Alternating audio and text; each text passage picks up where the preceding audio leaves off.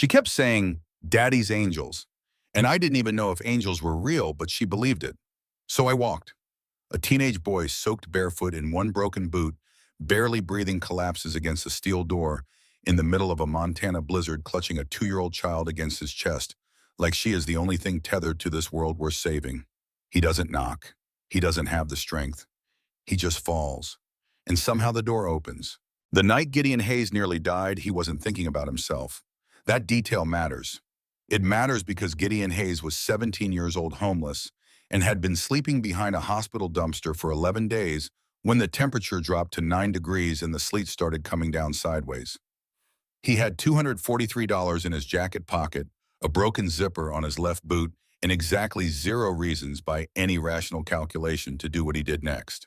But rationality left the equation the moment he heard the crying. It wasn't loud. That's the thing nobody understands when they hear the story later. It wasn't a screaming, wailing, impossible to ignore kind of crying. It was small, wet, exhausted, the kind of sound a child makes when they've already been crying for so long that they don't have anything left when the sound itself starts to give up. Gideon heard it from 20 feet away, cutting through the wind like a needle through fabric. He stopped walking. He told himself later that he almost didn't, that there was a version of that night where he kept moving, where he pulled his hood tighter and told himself it wasn't his problem, that someone else would come, that the world had enough people who didn't help him, and maybe that was just how things worked. He almost talked himself into walking away. Almost. But he turned around, and there she was. A little girl couldn't have been more than 2 years old, sitting on the wet concrete at the edge of the hospital's side entrance, under an overhang that wasn't doing much against the blowing sleet, wrapped in a pink fleece blanket that was already soaked through. She had curly dark hair plastered flat against her forehead. She was wearing one shoe. Next to her, a man was down. Not sitting, not resting, down. Face first, one arm stretched out, fingers still loosely curled around the edge of the child's blanket, like he'd been holding on until the very last possible second, and his body just stopped cooperating. Gideon ran. He didn't decide to run.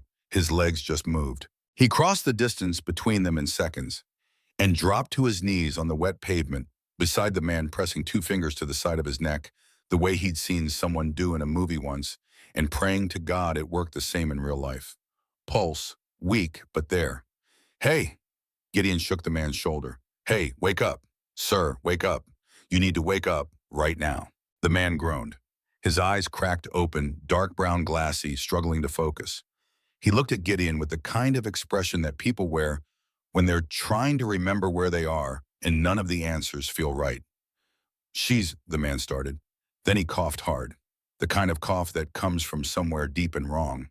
"Your daughter, she's right here," Gideon said quickly. "She's okay, I got her. She's..." He looked at the little girl who had stopped crying and was now staring at him with enormous brown eyes, her tiny chin still trembling. "She's right here. What happened to you? Are you sick?" The man tried to push himself up. Failed. His arm buckled and Gideon caught him by the shoulder, keeping him from going face down again. "Called for help," the man rasped. "Already called. They're coming." But another cough, worse this time. "She can't wait here. Too cold. She can't..."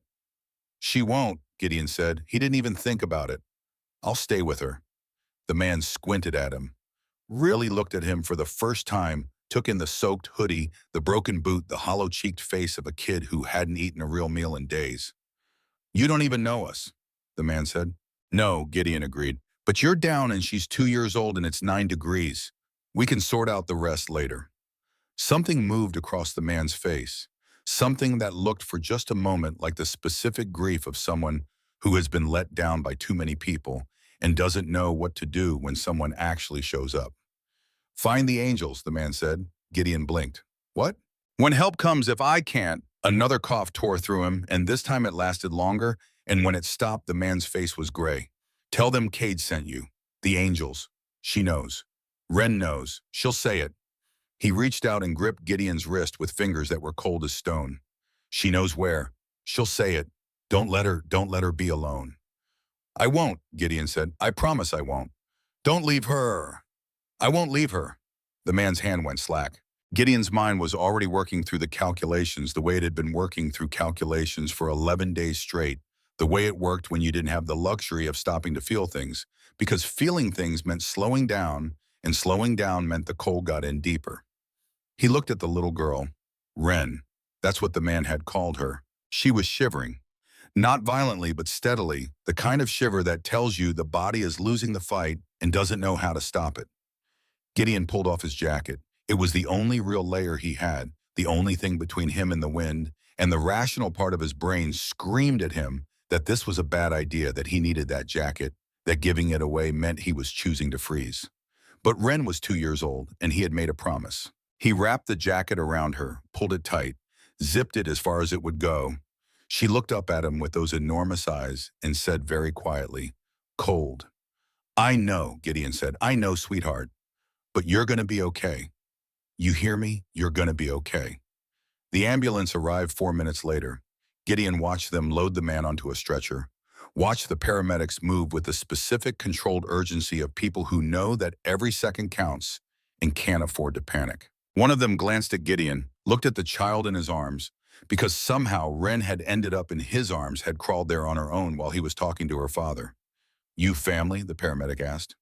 "No," Gideon said. "Then we need to contact." "He said she can't be alone," Gideon said. "He told me. Her name is Wren. Her dad's name is Cade. He said she needs to go where the angels are, and she knows where." The paramedic looked at him for a long second, the kind of look that people give you when they're trying to decide if you're a problem or a solution. Then the ambulance doors were closing, and there was another paramedic asking him something about the hospital's family services department and whether the child had other family. And somewhere in all of that, the question of what happened to Gideon, where he would sleep, how he would survive, got completely lost in the shuffle, which was honestly how it always went. He ended up sitting on a plastic chair in the hospital's waiting area with Wren in his lap for 45 minutes, while a tired-looking woman from social services made phone calls and filled up weird, odd-out paperwork and kept glancing at the two of them with an expression that Gideon had learned to read fluently, the expression of someone calculating exactly how much this is going to cost the system. During those 45 minutes, Wren said about 11 words total. She said cold twice and shoe once while looking at her barefoot with mild concern, and juice with a hopefulness that broke Gideon's heart because he had nothing to give her. She fell asleep for a while against his shoulder, her small fist wrapped around the drawstring of his hoodie, and Gideon sat very still and didn't move in case moving would wake her.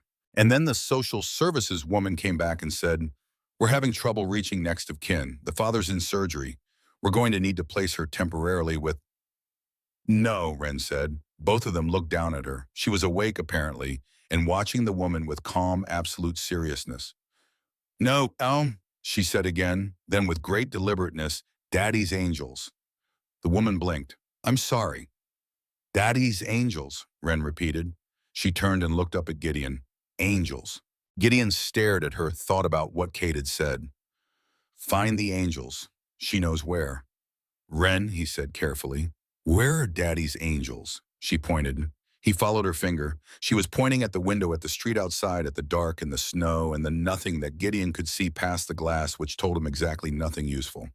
But then Wren said one more word, and that one word changed everything. She said road. Gideon was on his feet before he had a fully formed thought. Wren balanced on his hip, already moving toward the exit. The social services woman said something behind him, something about procedure, about authorization, about waiting, and he turned back just long enough to say, "I made him a promise. I'm not breaking it."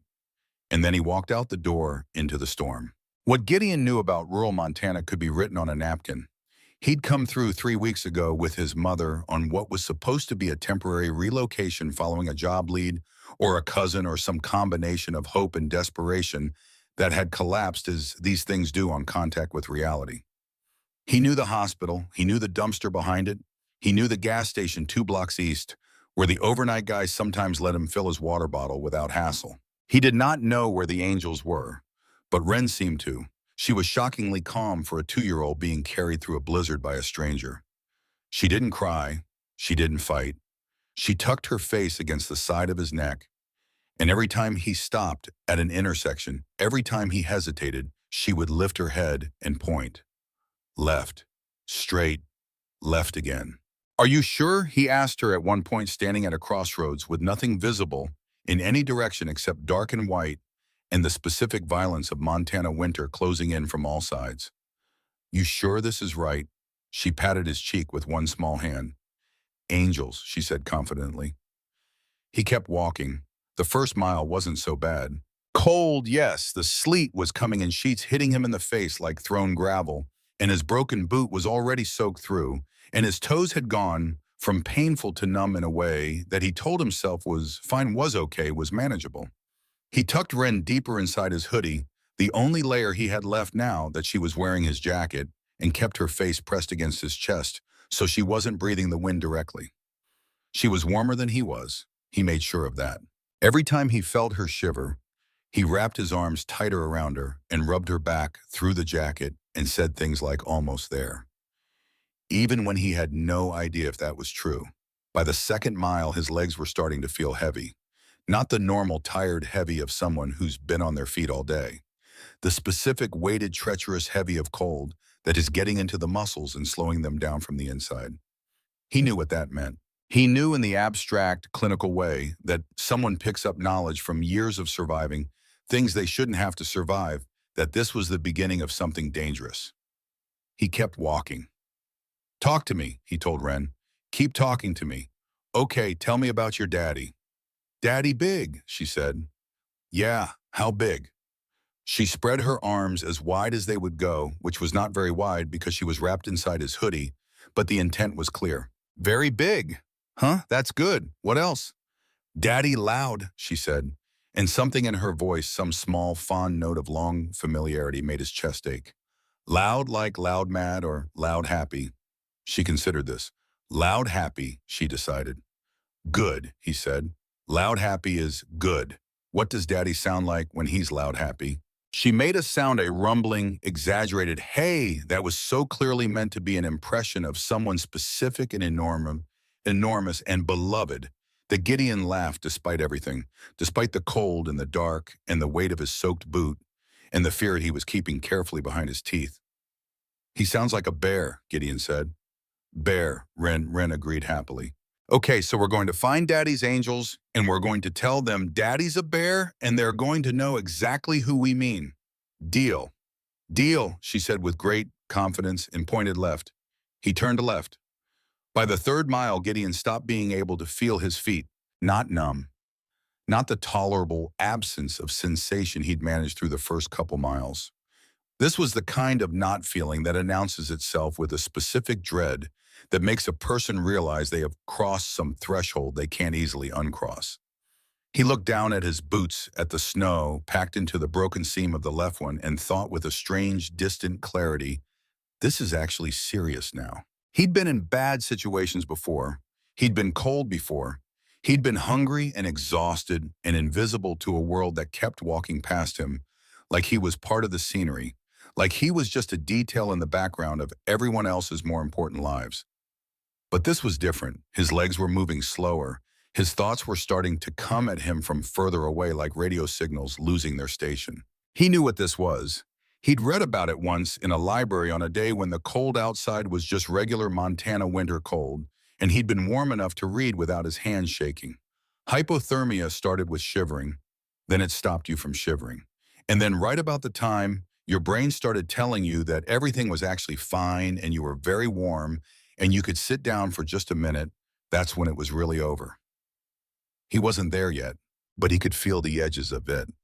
Ren, he said. His voice came out slower than he intended. Ren, how far? She lifted her head, looked around. For a moment, her face did something complicated, a toddler's processing of distance and direction, working from some internal map that he hoped to God was accurate. And then she pointed straight ahead. Close, she said. How close? Daddy's angels, she said more firmly, as if this was the most precise measurement available, and he should simply accept it. Right, he said. Okay. He adjusted her weight against his chest. His arms were aching, not painfully, numbly, distantly, the way things ache when the cold has gotten deep enough to dampen everything. You stay warm. You hear me? You stay inside the hoodie. Whatever happens, you stay warm. She looked up at him from inside the fabric with those enormous dark eyes, serious in the way very young children sometimes are. That unsettling ancient seriousness, like they understand more than they're supposed to. You cold? She asked. I'm fine, he said.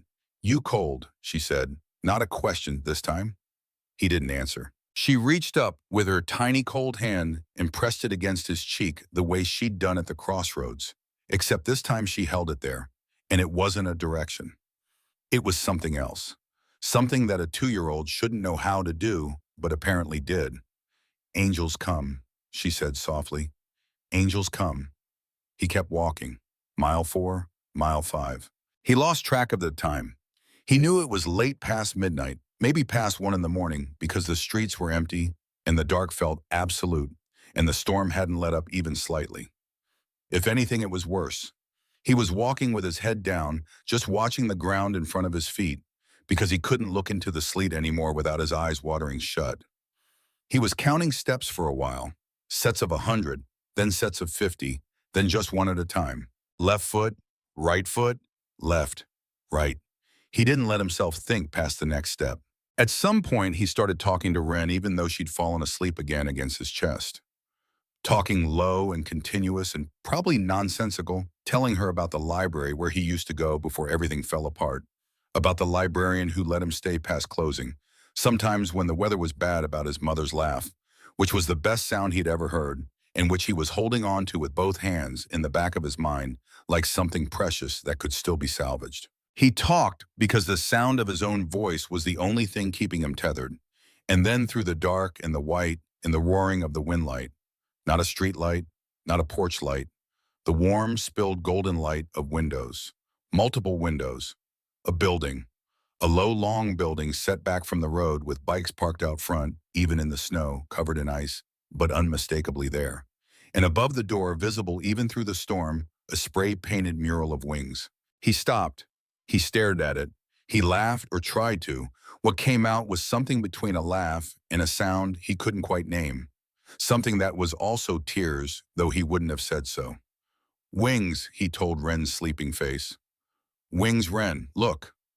She didn't look. She was asleep. Okay, he said. That's okay. I'll tell you about it later. He made it to the door. He raised his hand to knock and discovered that he could no longer make a fist. His fingers wouldn't close all the way, and the ones that did close did it with the kind of slow, distant cooperation of things that have stopped being fully his. He looked at his hand for a long moment, studying this, and thought, that's not great. He hit the door with his palm instead. Once, twice.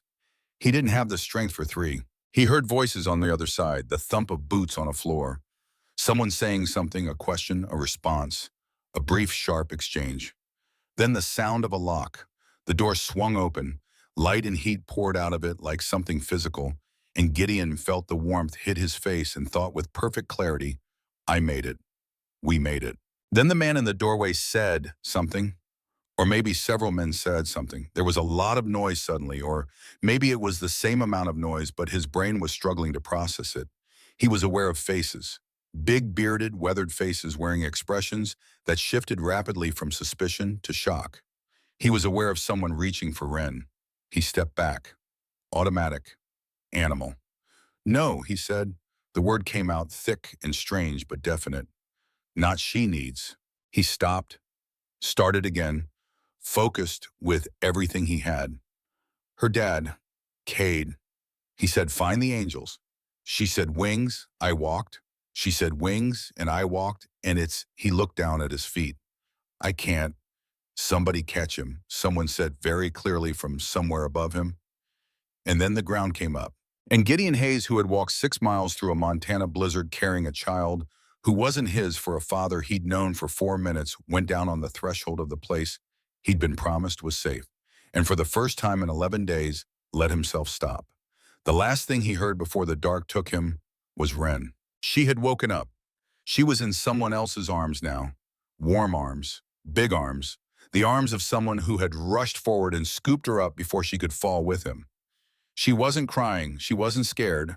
She was looking around at the room full of bikers with an expression of absolute recognition. The expression of a child who has arrived exactly where she expected to be. Angels, she said with tremendous satisfaction. And then the door closed against the storm, and the heat closed around them both. The warmth hit him before consciousness did. Gideon came back to the world in pieces.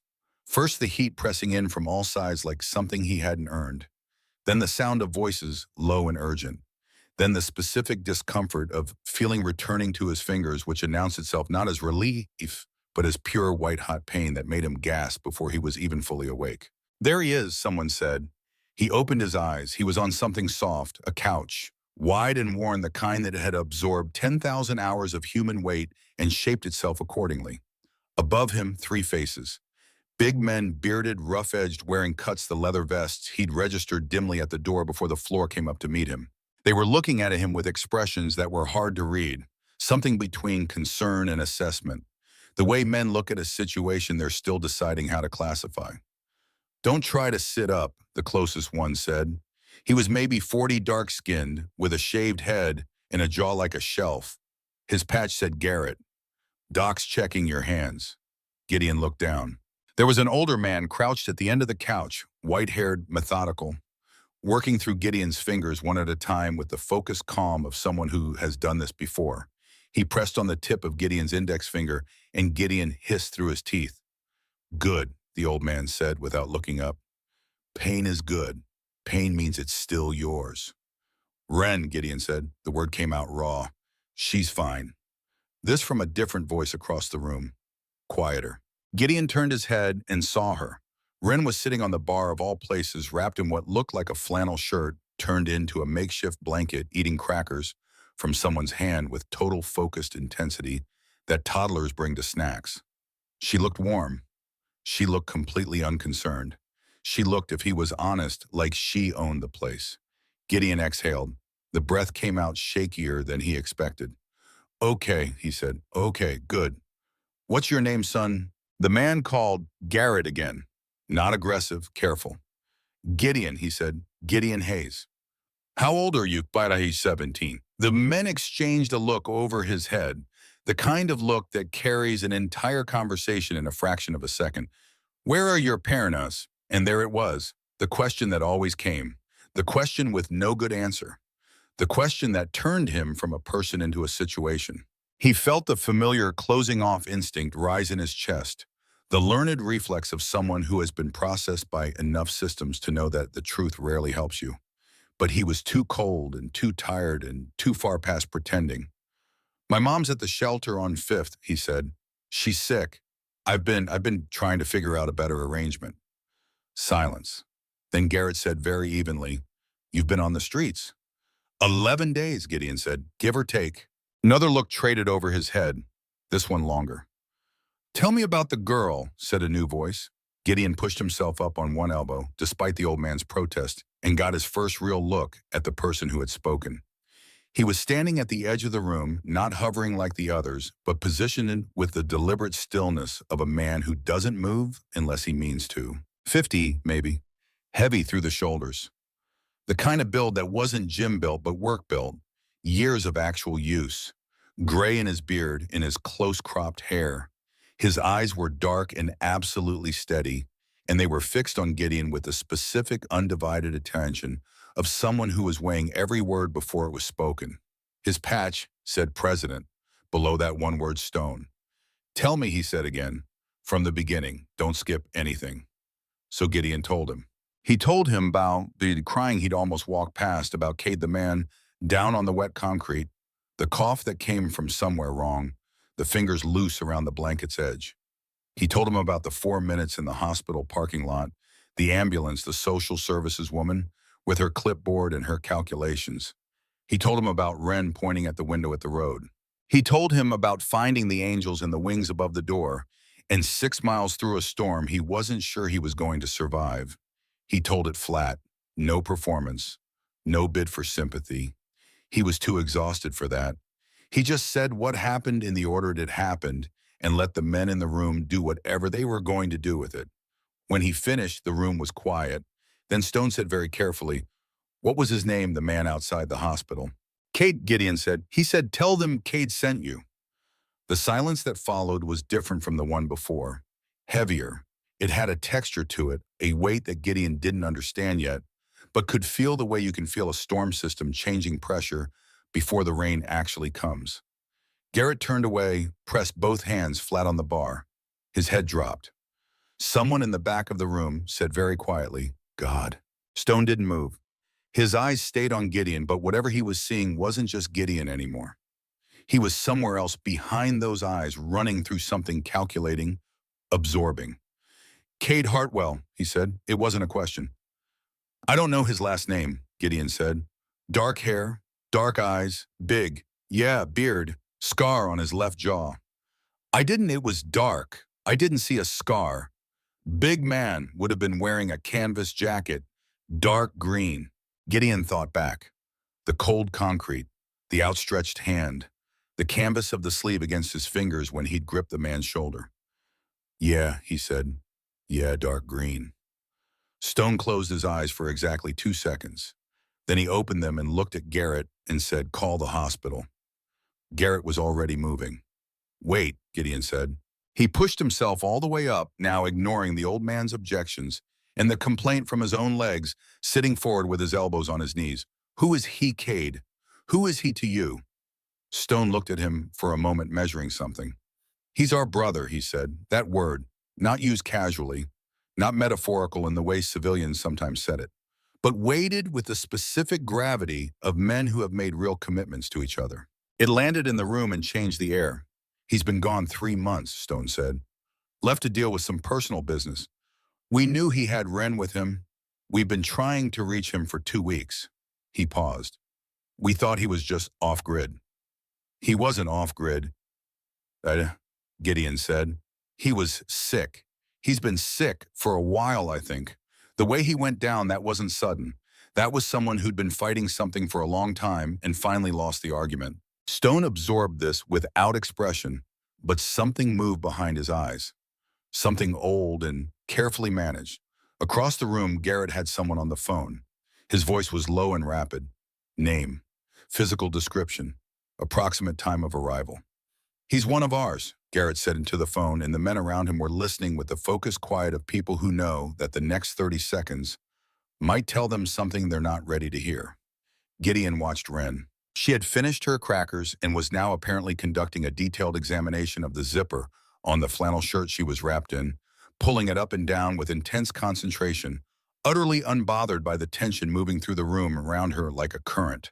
Every few seconds she would look up, scan the room, find Gideon's face and look back down satisfied, as if she was checking that he was still there and finding this satisfactory data. It did something to him every time she did it. He didn't know how to name what it did. "She talked to you," Stone said. He'd moved closer without Gideon noticing. The man moved quietly for his size, the whole way here. "Yeah," Gideon said. "What did she say?" "She gave me directions," Gideon said. "And she told me about her dad. Said he was big. Said he was loud, happy." He paused. "She did an impression of him, sounded like a bear." Something shifted in Stone's face. The controlled mask slipped. Not all the way, barely at all, but enough. A muscle moved at the corner of his jaw. His eyes dropped to Ren for a moment, and what was in them when he looked at her was so unguarded that Gideon felt like he was seeing something he hadn't been meant to see. Then Garrett said from across the room, "He's in surgery." Every head turned. "They've got him. He's in surgery. Cardiac event they think complicated by pneumonia." They said. Garrett stopped, pressed the phone harder against his ear. "Yeah, I'm here." A pause. "What?" Another pause. Longer. His jaw tightened. Okay, we'll be there." He lowered the phone. "He's critical," he said. They can't say yet." The room absorbed this the way a room full of people absorbs bad news when they've had practice at it. Not with keening, not with noise, but with a dense pressing silence that had its own kind of weight. Men looked at each other. Someone's hand came down on someone else's shoulder. Small gestures, precise and private. Stone turned back to Gideon. "You need to stay here," he said. "Doc needs to finish with your hands, and you're not in any shape to go anywhere." "I understand." "Do you?" Stone stopped. Started again differently. "Is there someone I should call for you?" "No," Gideon said. Then, because honesty had gotten him this far, there's nobody to call. Stone looked at him for 3 seconds. Not with pity. Gideon had gotten good at spotting pity, and this wasn't it. This was something harder to define. Recognition, maybe. The specific look of someone who has been in some other time or form exactly where you are. Then you stay here, he said. You're not going anywhere until you're stable. We clear. Gideon nodded. Stone turned toward the door. 3 men fell in behind him without a word. The automatic synchronicity of people who have moved together long enough that communication is mostly unnecessary. One of them paused long enough to squeeze Ren's hand as he passed, and she grabbed his finger and held it for a moment, and the big man stood very still and let her. There was a whole story in that pause that Gideon didn't know yet. Then they were gone, and the door closed, and Gideon was left with the old man who was still examining his fingers, and the remaining bikers, and Ren, who looked up from her zipper project and noticed that the room had fewer people in it, and filed this new data with a thoughtful expression. "Where Bear go?" she asked. Nobody answered immediately. Then one of the remaining men, younger red-headed, wearing a prospect's patch, said very gently, "He went to go check on your daddy's sweetheart." Ren considered this. "Daddy hurt," she said. It was a statement, not a question. The steadiness of it was remarkable. She said it the way she might say Daddy big or Daddy loud, as a fact about her father. Part of who he was. "Yeah," the prospect said. "Daddy got hurt, but there are doctors helping him." "Like doctors fix." "Yeah, like doctors fix." She nodded slowly. Then she looked across the room at Gideon. Direct and deliberate. "You stayed," she said. "I stayed," he said. She nodded again as if this confirmed something she'd already decided and went back to her zipper. The old man who Gideon eventually learned was called Doc, not because he was an actual doctor, but because he'd been an EMT for 20 years before his knees gave out, finished his examination by wrapping both of Gideon's hands in warm, dry cloths and telling him in precise, unemotional terms that he'd caught it in time, that he'd have some residual numbness for a few days, that 2 of his toes were going to be uncomfortable for a week, but were not in danger. Then he looked at Gideon's face and said, "When did you last eat?" Gideon thought about it. "Yesterday, maybe." "What did you eat?" "Half a sandwich. Someone threw it out." Doc looked at him for a long time. Then he stood up, went behind the bar, and came back with a bowl of something that had been in a pot on the back burner. Chili, thick and dark and smelling of cumin and old heat. He put it in front of Gideon without a word. Then he put a piece of cornbread next to it. Then he put a glass of water down and said, slowly well, and walked away. Gideon ate slowly. He watched Ren while he ate. She had been transferred at some point from the bar to the couch, not his couch, a different one, across the room, and was now sitting in the lap of a large man with a long gray braid who was reading to her from a battered paperback that was almost certainly not intended as children's literature, but who was managing the delivery with such careful, rumbling seriousness that Ren was listening with total absorption. Every few lines she would interrupt to ask a question. Every few questions he would answer with grave patience. It was the most incongruous thing Gideon had ever seen, and he couldn't look away from it. That was when he heard the name the first time. It came from behind him. 2 men talking low, thinking they were out of earshot. Same office that processed the Hartwell file. "You don't know that yet. I know what Cade told me before he left. I know what he found." A pause. "And I know that kid showing up here tonight with Ren is not a coincidence. Everything isn't connected, Church. Everything is connected. That's the whole point.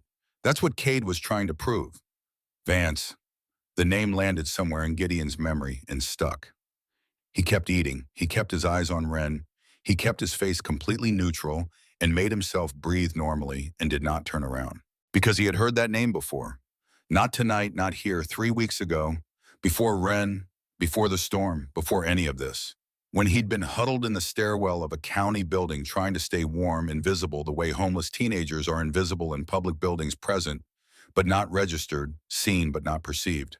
And 2 men in good suits had walked past talking about files and timelines and the kind of careful, deliberate language that people use when they're discussing something they're not supposed to be discussing in a county building stairwell. And one of them had said a name, Vance, County Commissioner Clayton Vance. And the other one had laughed and said, "Vance is covered. He's always covered. That's the whole point of Vance.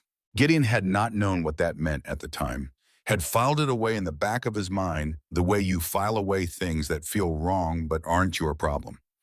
He had enough of his own problems. He had a sick mother and $11 in a city that had just informed him through the medium of a padlock on a door that he no longer had anywhere to sleep. But sitting here now in this room, hearing that name again, coming out of the mouths of men who were using it in connection with Cade Hartwell, with files with things Cade had been trying to prove before he collapsed in a hospital parking lot and handed his daughter to a stranger. Gideon put down his spoon. He turned around. The two men stopped talking. "I know that name," Gideon said.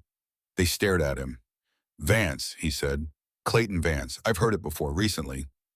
He paused. "I think I heard something I wasn't supposed to hear." The silence that followed was the kind that has edges. Then one of the men, heavy-set 40s, a patch that said church on it, leaned forward and said very quietly, "How recently? 3 weeks ago," Gideon said. "County building on Mercer Street. I was in the stairwell, 2 guys in suits. They were talking about files being buried and Vance being covered." He stopped, thought. They said something about a housing wait list. They said something about corrections. Clerical corrections. The man called church went very still. "Clerical corrections," he repeated. "Those exact words." "Yeah. You're sure?" "Yeah, I'm sure." Church stood up, looked at the other man. The other man looked back at him. Then Church pulled out his phone and said, "I need to call Stone." And Gideon sat in the warm room, his hands wrapped in cloth, a child asleep across the room in the arms of a biker who was still holding an open paperback, and felt something shift beneath the surface of the night. Some tectonic thing, slow and enormous. The movement of forces that had been building pressure for a long, long time. That had been waiting maybe for exactly this. For an invisible boy that nobody was watching to walk into a stairwell at the right moment and hear exactly the wrong thing. His mother had been taken off the housing wait list 6 weeks ago, due to, in the letter's precise language, a clerical correction in the eligibility records. He had thought it was a bureaucratic error. He was beginning to understand that it was not. Outside, the storm was still howling. Inside, Ren slept. And somewhere across the city, in a hospital that smelled of antiseptic and emergency stone, and his men were sitting in a waiting room fighting a different kind of storm. The kind you fight by sitting still and refusing to love and waiting to find out if your brother was going to make it through the night. And in the stairwell of a county building on Mercer Street 3 weeks ago, in a moment that nobody had marked as significant, a homeless boy had heard a name. And now everything was going to change. Church made the call, standing 6 feet away, not bothering to lower his voice, which told Gideon something about how quickly things had shifted in this room, how fast he had moved in these men's estimation, from stranger to something else. Something that required less caution and more urgency. "Stone," Church's voice was flat and controlled. The way voices get when the person using them is working hard to stay that way. The kid heard something 3 weeks ago, county building on Mercer, clerical corrections. Those exact words, same language as the Hartwell file. A pause. Yeah, I know. I'm asking you the same thing." Another pause. Longer. "How long?" He listened, his jaw tightened by a fraction. "Okay, we hold here." "Yeah." He put the phone down and looked at Gideon. "Stone's coming back," he said. "Cade made it through the first surgery. He's not stable yet, but he made it through." The relief that moved through the room was physical. Men's shoulders dropping, breath releasing. The specific loosening of people who have been braced for the worst and been given for the moment something other than that. The man with the gray braid who had fallen asleep himself with Ren still in his arms stirred without waking. Ren didn't move at all. "Good," Gideon said. "Good." Church agreed. Then he pulled a chair up across from the couch and sat down and looked at Gideon with the particular focus of a man who has just been handed a piece of a puzzle he's been working on for a long time. "Now," he said, "tell me everything you heard. Not the summary. Everything, every word you can remember." So Gideon told it again, more slowly this time, more carefully. He closed his eyes and went back to the stairwell on Mercer Street. The cold concrete underarm, the smell of industrial cleaner and old coffee, the sound of dress shoes on the stairs above. 2 men descending, Not running, not hurrying, comfortable. The specific ease of people who don't expect to be overheard because they have never in their experience been the kind of people that anyone paid attention to as a threat. The first voice had been older, graveled, the voice of someone who had been giving orders for so long that the habit had gotten into the way he breathed. The second was younger, faster, more precise. The voice of someone whose job it was to take the first man's intentions and translate them into language that sounded administrative. Vance said the correction runs clean, the younger voice had said. Audit trail goes back 4 years. Anyone who looks finds a legitimate eligibility review. And the Brennan family, removed from the list 6 weeks ago, clerical correction in the eligibility records. Gideon opened his eyes. Brennan, he said. That was the name they said. I didn't know who it was. It didn't mean anything to me at the time, but they were talking about a specific family, the Brennan family. Removed from the housing wait list, clerical correction. Church stood up. He didn't say anything. He just stood up, pushed the chair back, and walked to the window and stood there with his back to the room for a long moment. When he turned around, his face had done something complicated that he was working to smooth back out. Alden Brennan, he said. Does that name mean anything to you? No, Gideon said. He was a city inspector, municipal housing department. 18 months ago, he filed a complaint, internal complaint through the proper channels about irregularities he'd found in the housing waitlist management. Families being bumped, priority cases disappearing, the algorithm producing results that didn't match the inputs. Church paused. 3 weeks after he filed that complaint, he was terminated. For guess what? Gideon felt it before the words came. Clerical error, Church said. Eligibility review on his professional certification. Turns out, according to somebody's records, he'd had a lapse. Small one, just enough to justify termination. Just enough to make it look procedural instead of retaliatory. He crossed his arms. He's been fighting it ever since. And his family, wife, 2 kids, they've been on the housing wait list since the termination. Priority status because of the circumstances. Supposed to be near the top. Removed 6 weeks ago, Gideon said. Removed 6 weeks ago, Church said. He looked at Gideon. Same week your mother was removed. The words landed quietly, but the quiet was the kind that comes after something breaks. Gideon heard his own breathing, heard it go slightly uneven, and then steady itself, because he was not going to fall apart in this room. Not now, not when this was the first time in weeks that anything had made any kind of sense. His mother wasn't on that wait list because of a computer error. She wasn't sick and sleeping in a shelter because the system had made a careless mistake. Someone had made a deliberate choice, had typed a command or signed a document or made a phone call, and his mother had been the consequence. That was different. That was completely different. How many families, he asked. His voice came out level. He was almost surprised. That's what Cade was trying to find out, Church said. That's why he left 3 months ago.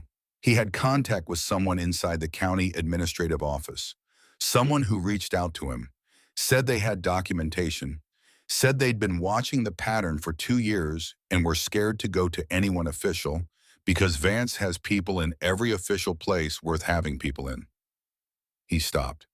Cade went to meet that contact 6 weeks ago. We haven't heard from either of them since. The contact, Gideon said slowly. What do you know about them? Female, mid-30s, county records clerk. That's all Cade told us before he went dark. Gideon was quiet for a moment. Then, the second voice in the stairwell. Church frowned. What? I said there were 2 men, but that's not. Gideon stopped, pushed his memory harder, back into the cold and the smell of industrial cleaner, back into the specific acoustic quality of a concrete stairwell that carried sound in particular ways. There were 3 people, he said. I said 2 men because I heard 2 men speaking. But there was a third set of footsteps, lighter, stopping at the landing above me while the 2 men kept going down. Like someone who was following them, listening. The room had gone very quiet. I didn't think about it at the time, Gideon said. I thought it was just someone stopping to check their phone, or I didn't think about it. But those footsteps stopped directly above me. Church said it carefully. Not a question, a confirmation he needed to hear out loud. Yes, Gideon said. and I was in the stairwell because I was hiding because I was cold. But yeah, I wasn't visible from the landing above. So whoever stopped there would have heard the same conversation I heard. Or more, Church said. They had a better angle. Gideon nodded. Church picked his phone back up, dialed, waited. Then, Stone, there was a third person in that stairwell. Someone was tailing Vance's people. 6 weeks ago, Mercer Street. He listened. I don't know, but if Cade's contact was still active 6 weeks ago, a longer pause. Yeah, that's what I'm thinking. He lowered the phone slowly. Stone wants us to sit tight, he said. He's going to be here in 40 minutes. Gideon nodded. He looked at his hands, at the cloth wrappings, at the fingers he could feel again, but wished currently he couldn't because what had been numbness was now a persistent, specific ache. He thought about his mother in the shelter on Fifth Street, asleep or not asleep, sick either way, waiting for a call back from a housing office that had already secretly decided she didn't exist. He thought about how many other people were waiting for the same callback. How many other families had received the same letter?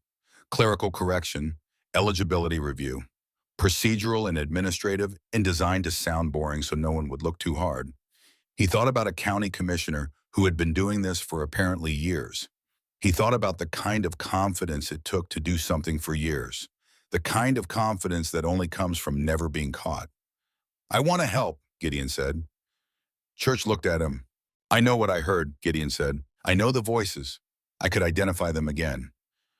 And I was there. I was physically there, which means that if there's any camera footage from that stairwell, from that building, it would put me there at that time. It would corroborate everything. He paused. I know I'm 17 and homeless, and a judge would look at me and see about zero credibility. But I'm what you've got. You're not nothing, Church said. He said it plainly, without comfort, a voice which made it land differently, truer. You're an eyewitness. That's not nothing. I want to be more than an eyewitness, Gideon said. I want to... He stopped, searched for the right words. My mother did everything right. She paid her taxes. She applied through the right channels. She waited her turn. She didn't make trouble for anybody. And someone decided she didn't matter. Decided she was adjustable, removable, correctable. His voice did something he hadn't authorized, something that came from somewhere below rational thought, from the part of him that was 17 and exhausted and had been carrying things no 17-year-old should have to carry. He stopped, pressed his mouth together, forced it back. I want them to have been wrong, he said finally, about her, about us, about all of it. Church looked at him for a long time. Okay, he said. Okay, kid. Wren made a sound in her sleep, a small, unintelligible murmur, the kind children make when they're dreaming something busy. The man with the gray braids shifted without waking and adjusted his arm around her automatically, the deep muscle habit of someone who has done this before. Gideon watched them and felt something twist in his chest. Not pain exactly, something older and harder to name. He had not let himself think about what came after tonight. He had been very good these 11 days at not letting himself think past the immediate problem. The next meal, the next dry place, the next hour. Thinking further than that was a luxury he couldn't afford, because the further out you looked, the worse the picture got. And the worse the picture got, the harder it was to move at all. So he had kept himself small and present and focused on the next thing and the next thing and the next thing. But sitting here in the warmth with Wren, asleep and safe and Kate alive, at least for now, the wall he'd been keeping up started to develop cracks, small ones, the kind you can't stop once they start. He was so tired, not the tired that sleep fixes, the tired that lives deeper than that, the tired of being invisible for months, of watching people's eyes slide past him, of doing everything right and watching it not matter, of holding himself together with the specific, desperate tension of someone who knows that if they stop even for a moment, they might not be able to start again. He heard the door before he saw it open. Stone came through first. Behind him, Garrett and two other men Gideon recognized from the initial crowd. They were moving with the contained energy of people who had been sitting in a hospital waiting room, running on bad coffee and controlled fear, and had now been given permission to move again. Stone's eyes went to Wren first, 1 second, then to Gideon. He's out of surgery, Stone said to the room. Critical but stable, ICU. They're saying 48 hours before they can assess long-term. He paused. He's asking for Wren. She's asleep, said the man with the gray braid from across the room. I know, Stone said. His voice was softer for a moment. Let her sleep. Then the softness closed, and the other thing came back. The directed, purposeful attention that Gideon had registered from the first moment and was starting to understand was not coldness, but focus. Church told me about the third person in the stairwell, Stone said. Yeah, Gideon said. Walk me through it again. Gideon walked him through it. All of it, including the new detail, the third set of footsteps, the stopped pace, the listening position above the landing. Stone was quiet for a moment when he finished. Then he said, I think I know who that was. Everyone in the room waited. Cade's contact, Stone said. The records clerk. Her name is Sloane Calloway. We found her this afternoon. He let that sit. She's been in protective custody, self-arranged. She's been staying with her sister in Billings for 6 weeks, off her own lease, paying cash. She reached out to us through a back channel 2 days ago. She said she'd seen something at the county building on Mercer Street 6 weeks ago. She said she'd followed 2 of Vance's associates and overheard a conversation in a stairwell. The room processed this. She was there, Gideon said. She was there, Stone confirmed. He looked at Gideon with something that was close to wonder, or close to what wonder looks like on a face that doesn't wear it often. You were both in that stairwell at the same time, hearing the same conversation. And neither of you knew about the other. What did she document? Church asked. Enough, Stone said. Names, dates, internal file numbers. Years of clerical corrections tracked back to their source. All of them pointing up to Vance's office. All of them following the same pattern. Families removed from waitlist. Properties quietly reallocated. Developers who show up in Vance's donor records. He paused. She had it all documented. Cade was supposed to bring the documentation back here, to someone who could move it through channels that Vance doesn't control. And then Cade collapsed. The documentation, Gideon said carefully. Where is it? She has copies, Stone said, but she's scared. She says she'll turn it over, but only in person, only to someone she trusts, and only if she knows it's actually going somewhere. She's been sitting on this for 6 weeks watching nothing happen, and she doesn't trust the process anymore. He paused. She asked about Cade. When I told her he was alive, she cried for a while. Then she asked if there was anyone else. Something in the air of the room changed, in a particular way. Gideon felt it before he understood it. He looked at Stone. Stone was looking at him. No, Gideon said. You were in that stairwell, Stone said. You heard the same conversation. You can corroborate her account independently. That's not nothing. That's enormous.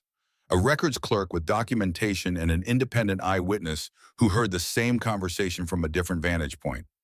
I'm 17, Gideon said. I'm a homeless teenager. They'll take one look at me. They'll take one look at you, Stone said, and see someone who had absolutely no reason to be involved in this. No agenda. No stake. I have a stake. My mother is on that list. Which makes you a victim, Stone said. Which makes you credible.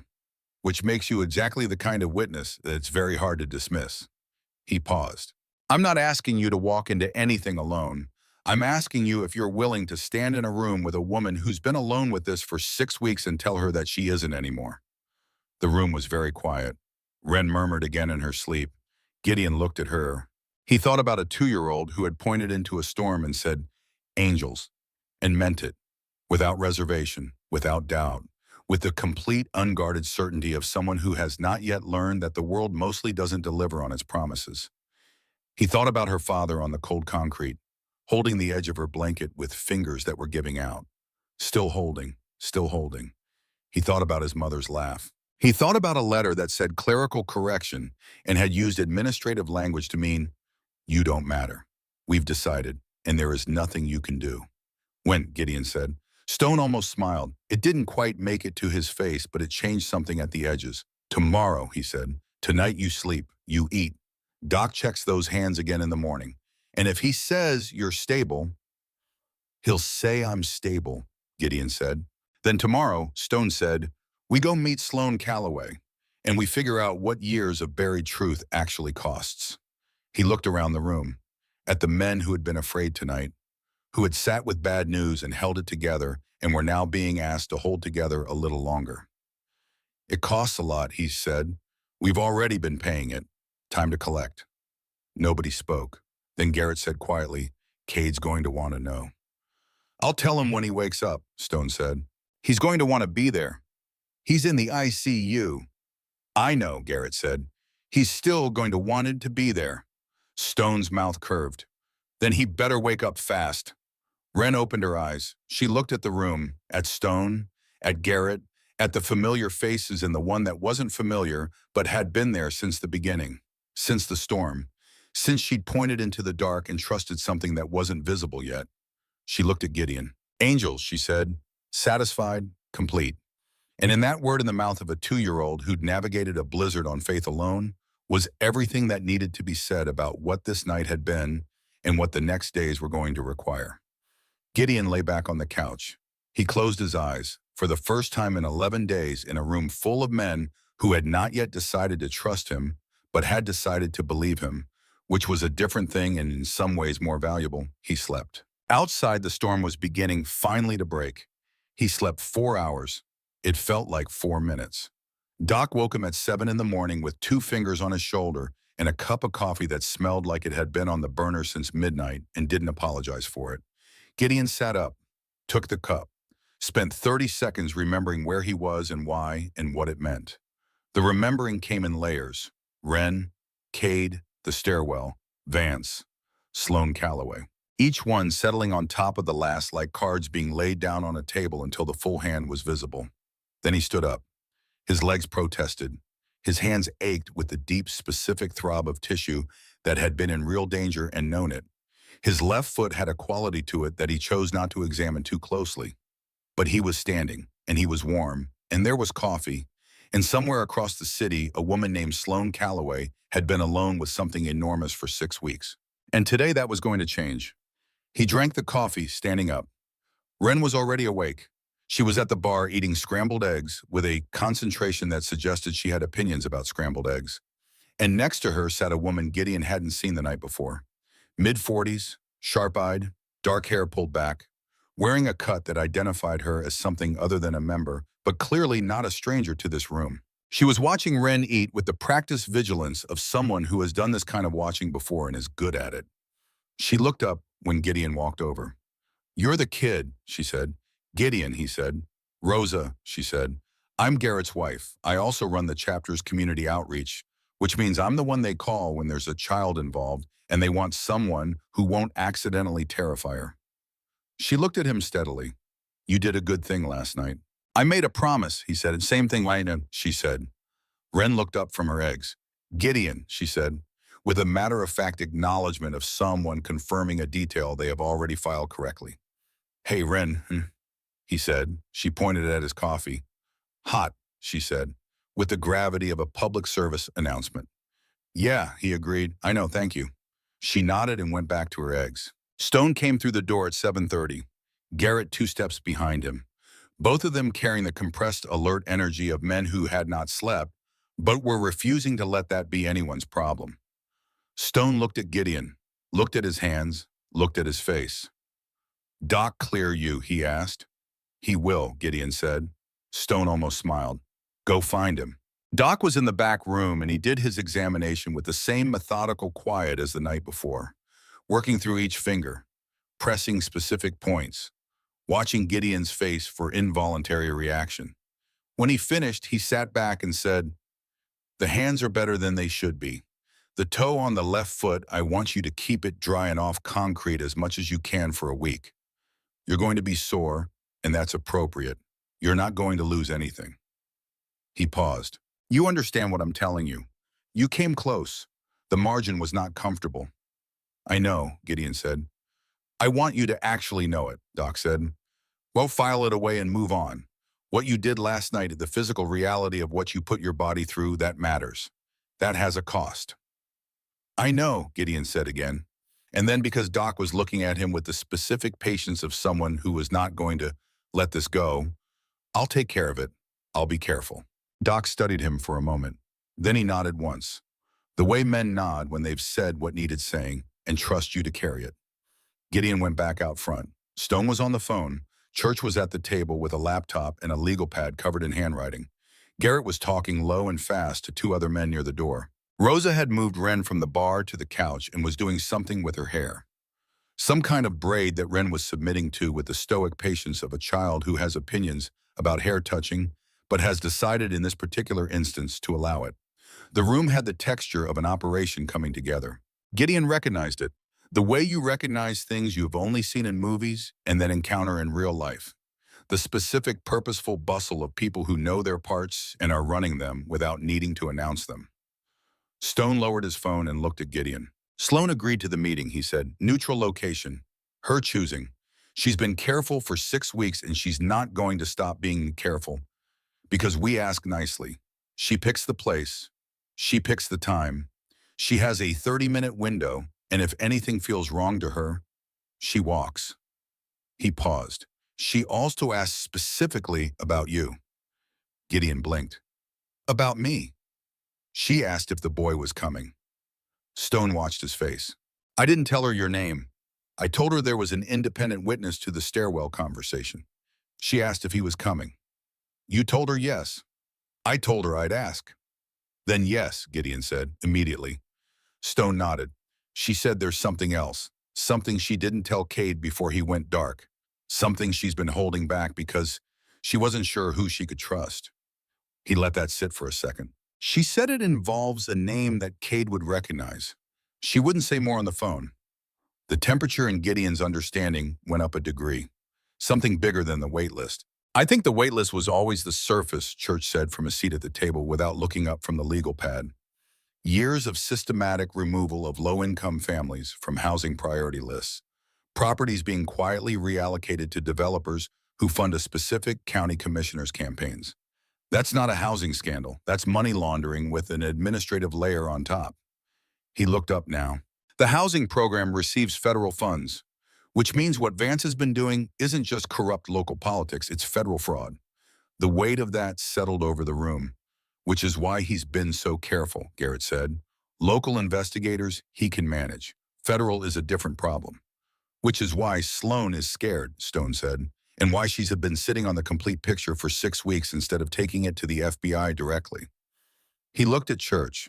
She doesn't trust that Vance doesn't have reach into the local federal office. Does he? Gideon asked. We don't know, Stone said. That's one of the things we need to find out today. They took 2 vehicles, Stone and Garrett and Gideon in one, Church and 2 others following in the second. Gideon sat in the back with his wrapped hands on his knees and watched the city pass outside the window. The morning after the storm, everything covered in the specific white quiet of snow that had stopped falling and not yet been disturbed. He thought about his mother waking up in the shelter on 5th Street, thought about the routine of it, the communal breakfast, the check-in with the caseworker, the measured, careful hours of a day shaped entirely by systems designed by people who had never spent a night in one. Stone, he said, yeah. My mother, if this moves forward, if there's an investigation, if Sloan's documentation goes somewhere, what happens to the families, the ones who were removed from the wait list? Stone was quiet for a moment. Honest answer, please. I don't know, Stone said. Best case, the removals get flagged as fraudulent. The affected families get reinstated. And the process moves forward the way it was supposed to. Realistic case, it's slow. Bureaucracy that was deliberately broken doesn't unbreak quickly. He glanced back at Gideon in the rear view. But Sloan's documentation includes the original eligibility records, before the corrections, which means there's a paper trail to who those families were and where they stood before Vance's people got into the system. That's not nothing. How long? Gideon asked. Stone didn't answer immediately, which was its own answer. We'll fight for as short as possible, Garrett said from the passenger seat. That's all we can promise. Gideon looked back out the window. Sloan Calloway had chosen a diner. Corner booth, back wall, sightline to both the entrance and the kitchen door. She was already there when they arrived, sitting with both hands wrapped around a coffee mug, watching the door. She was small, compact, with dark circles under eyes that were very awake, and a stillness about her that Gideon recognized as the stillness of someone who had been frightened for a long time and had organized it into something functional. She looked at Stone first, then Garrett. Then her eyes moved to Gideon and stayed there. He slid into the booth across from her. Stone sat beside him. Garrett took the small table adjacent facing the door. "You're the boy from the stairwell," she said. "Yeah," Gideon said. "How old are you?" 17. Something moved across her face, not surprise exactly, something more like recognition of a particular kind of injustice, the kind that arrives in small, specific details. "You were homeless," she said. "You were there because you were cold." "Yeah, and you heard them, the whole thing." Gideon said the words, clerical corrections, the Brennan family, Vance being covered. I didn't understand what I was hearing at the time. I do now. She looked at him for a long moment. Then she looked at Stone. "He's not protected," she said. "If this goes federal and Vance's people start identifying witnesses, a 17-year-old homeless kid is the easiest target in the room." "We know that," Stone said. "I need to know what you're going to do about it." "He won't be alone," Stone said. "From this point forward, he won't be alone. I give you my word." She looked back at Gideon.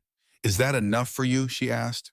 Not rhetorically, actually asking, actually waiting for his answer. "Yeah," he said. "That's enough." She exhaled. Something released in her shoulders, small, barely visible, but real. "Okay," she said. "Then I'll tell you the rest." She reached into her bag and pulled out a manila envelope. She didn't open it yet. She held it flat on the table under both hands and looked at it for a moment, as if she was saying goodbye to a version of the last 6 weeks. The version where she alone knew what was in it, where she alone carried it. "The waitlist fraud is documented," she said. "I have the original records, the altered records, the transaction logs showing who made the changes and when. I have emails, internal emails from Vance's office to the third-party vendor that manages the county's housing database, instructing specific modifications. I have the developer payment records. I have everything that connects the removals to the money." She paused. "But that's not what I've been afraid to tell anyone." The diner noise went on around them. Plates, low conversation, the sound of a normal Tuesday morning. Inside the booth, nobody moved. "3 years ago," Sloan said, "a family filed an appeal. Mother, father, 3 kids. They'd been removed from the wait list, and they knew something was wrong. They'd done everything right. They had their documentation. They hired a legal aid attorney, and they filed a formal appeal through the county administrative court." She stopped. The father's name was Rowan Mercer. Stone's hands flat on the table went very still. "I know that name," Garrett said from the adjacent table. "Yes," Sloan said, "you do." She looked at Stone. "He was one of yours, former member. Left the chapter in good standing 5 years before this, living clean, working construction, trying to make it work for his family." "Rowan," Stone said. The word was very quiet. "He filed the appeal," Sloan said. "The appeal went through the proper channels, and I watched it.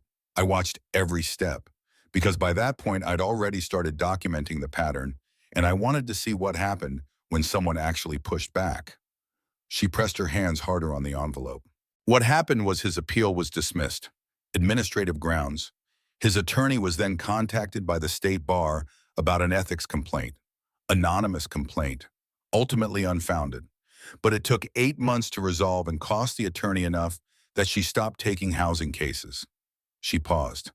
"And Rowan Mercer, 2 weeks after his appeal was dismissed, was in a car accident." Nobody spoke. "The official report said black ice," Sloan said. "It was February. Black ice is not implausible. His wife accepted it. The insurance company accepted it. Everyone accepted it." She looked at Stone. "I don't accept it."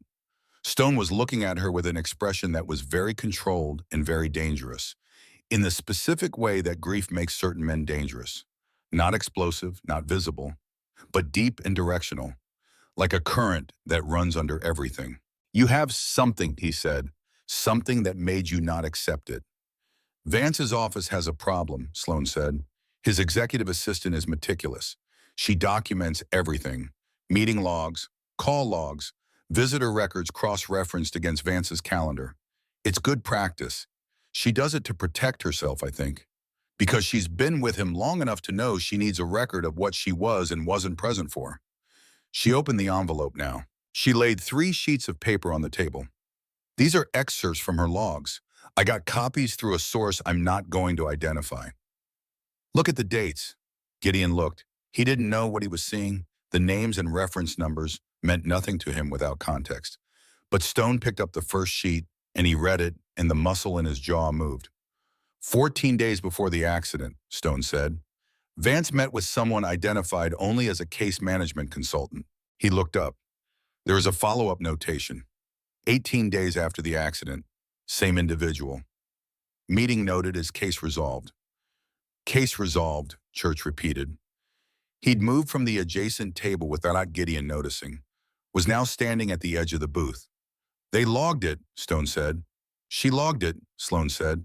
She logs everything. She doesn't know what half of it means. She logs what happens.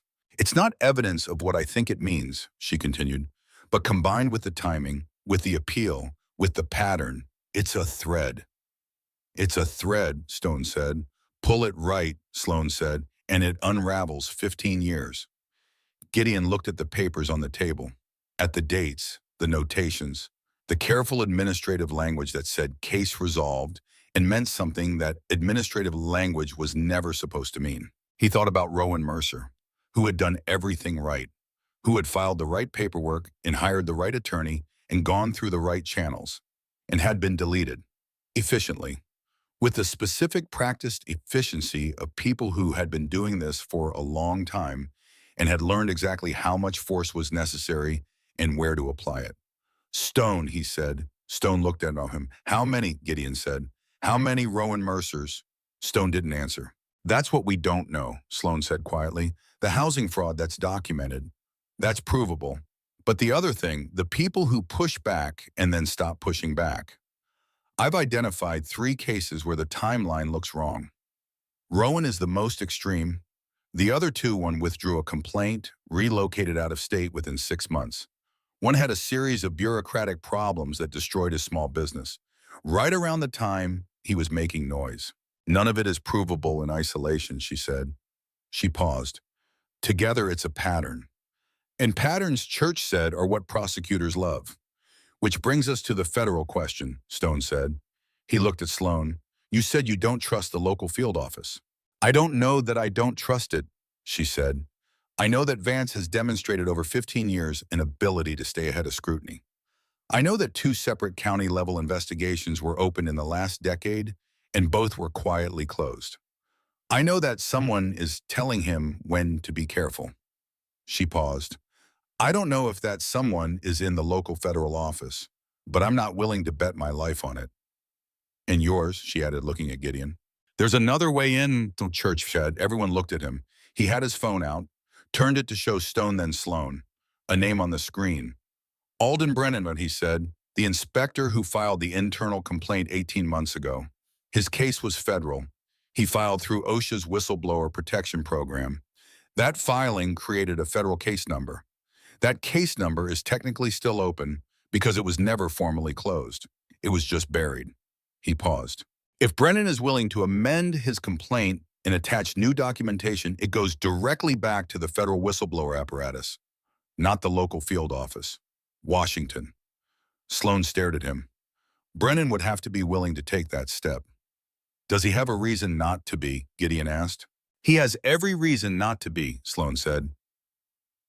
They took his job, his certification, his family's place on the wait list. He's been fighting through proper channels for 18 months and getting nowhere. Men who've been through that go one of 2 ways. They go harder or they give up. She paused. I don't know which way Alden Brennan went. I can find out, Rosa said. Every head turned. Rosa was standing just inside the diner entrance, which meant she'd been there long enough to hear most of it, which meant Stone had told her to come and positioned her at the door as a second set of eyes without announcing it to anyone, including Sloan, who looked at her with a flash of alarm. She's with us, Stone said. Immediately, completely.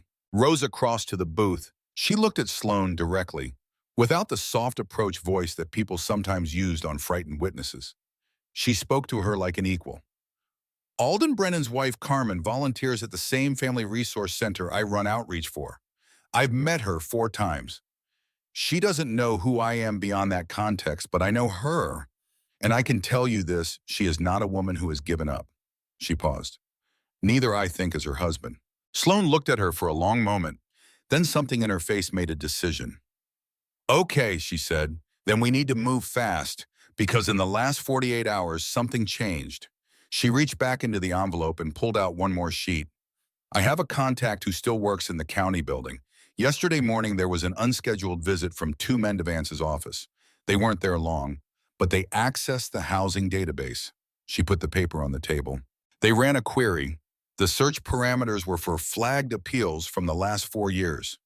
She let that land. They're looking for something, or they're checking that something hasn't been found. They know the documentation exists, Church said. I think they're starting to suspect it, Sloan said.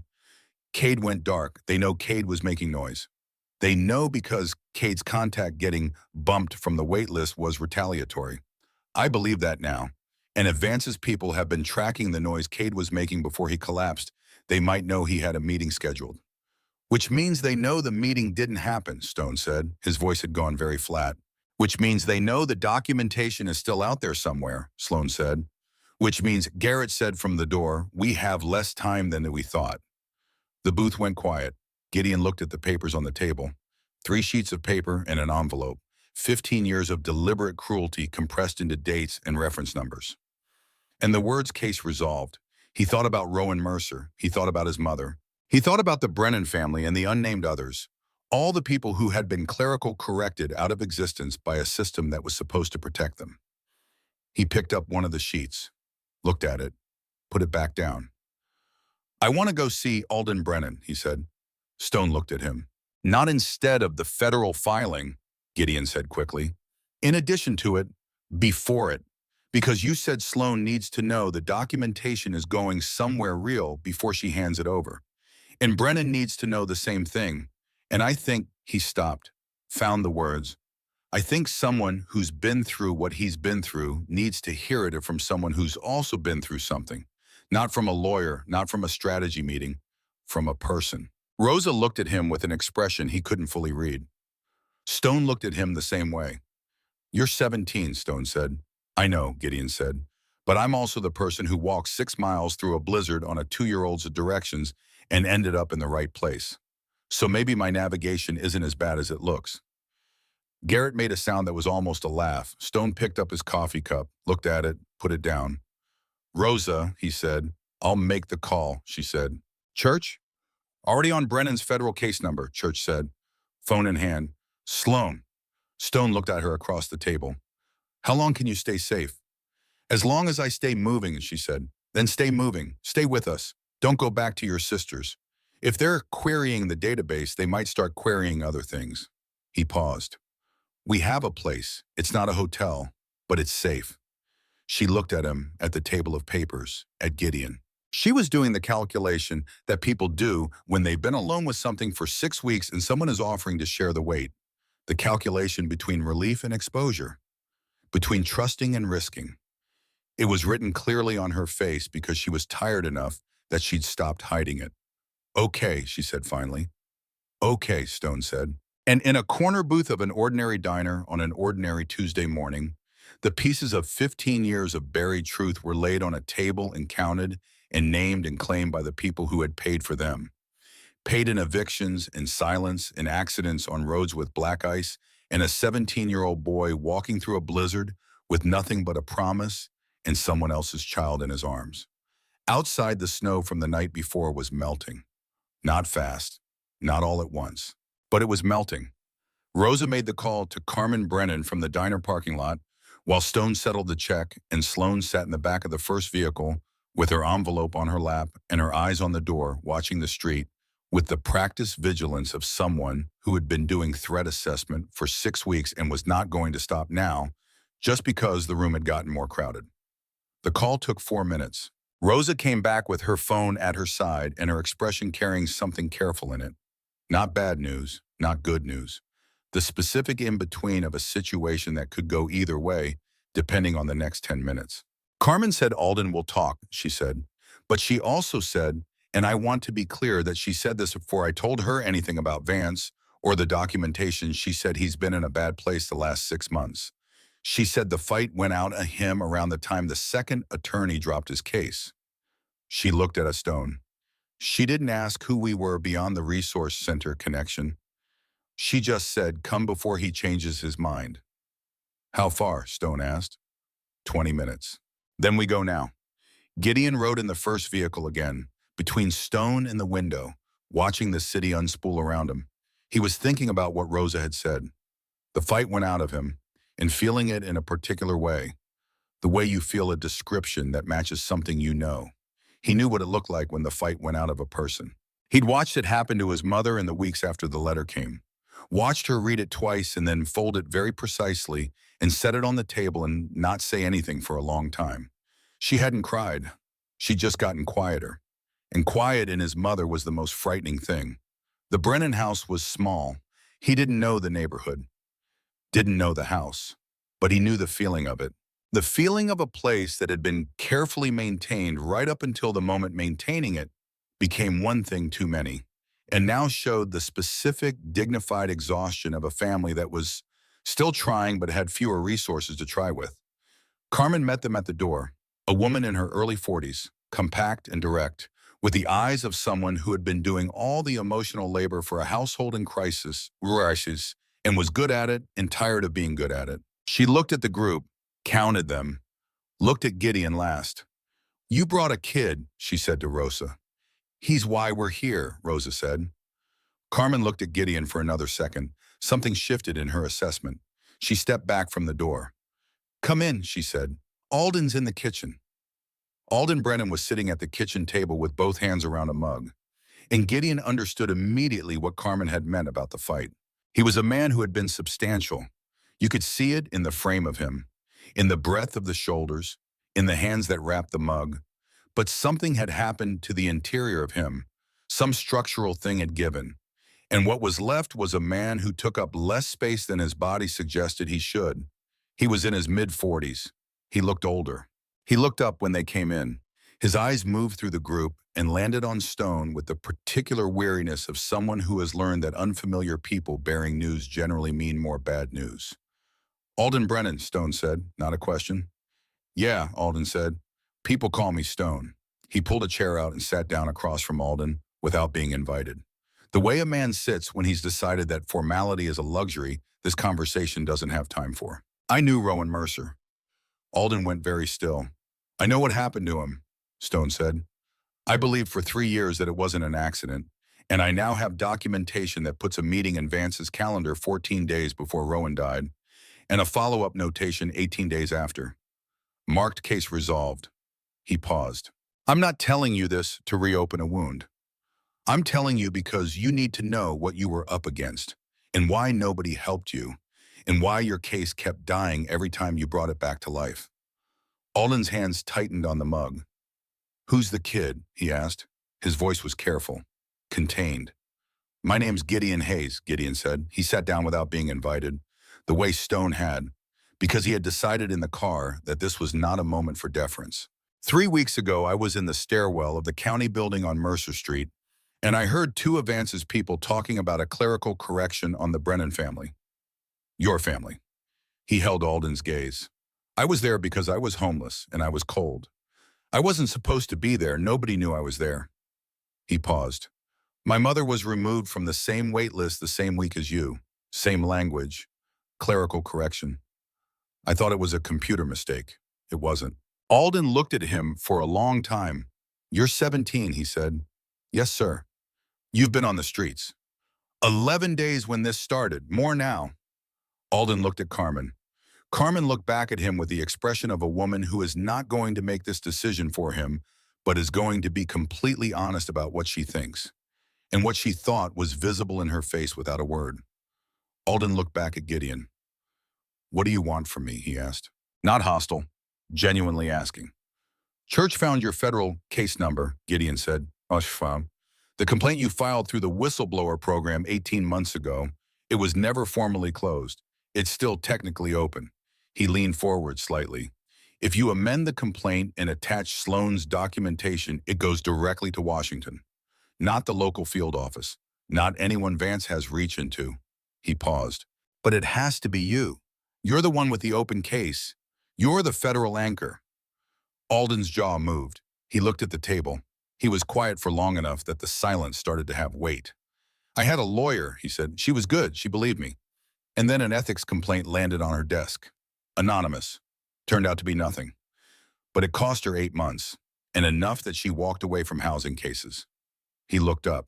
After that, I tried to find someone else. 3 people. Every one of them, something happened. Not dramatic, just enough.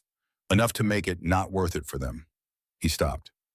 I started thinking I was cursed. You weren't cursed, Stone said.